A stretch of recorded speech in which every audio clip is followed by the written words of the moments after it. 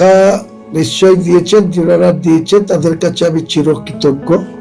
বা এই মুসলমান সমাজের মানুষের আজকে যে উদারতা মানসিকতা নিয়ে তাদের কি আছে না আছে তা, আমি যে ভদ্রলোক 1 কোটি টাকা আমাকে ঘোষণা করলেন, তেনার বাড়ি তো কোথায়, ওই দক্ষিণ 24 পরগনার কোথায় বাড়ি, আমি কোনোদিনই চিনতাম না। উনি আসে নিতে এসে ওনার একটা শিল্পপতি মানুষ, অনেক কিছু আছে, কার্ডটা আমাকে দিলেন এবং বললেন আপনার অ্যাকাউন্ট দিবেন, আমি 1 কোটি টাকা এখানে দিব।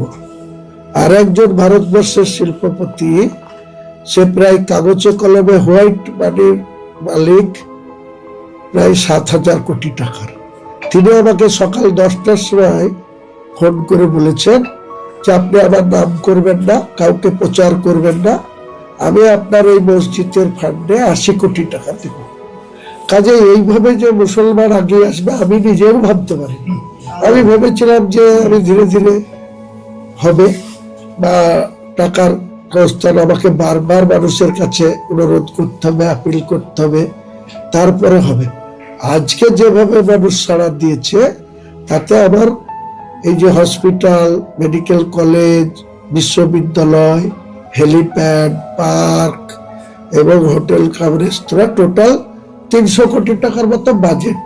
আমার ধারণা এটা খুব অনায়াসেই মানুষের সাহায্যে আমরা করে ফেলতে পারবো। একটা থাক না, ইতিহাস একটা হয়ে থাক।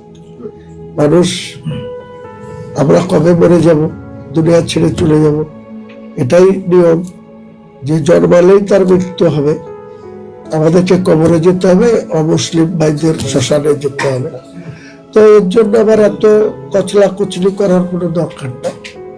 আমি যখন বলেছি বেঁচে থাকতে আমি বাপরে বসছি করব, আর আল্লাহ যদি আমাকে তার আগে নিয়ে নেয়, আমার যারা আছে সাঙ্গ পাঙ্গ তারা করবে। কারণ তো থাকছে, আমি তোর কবরে নিয়ে যাবো না, তারা করবে।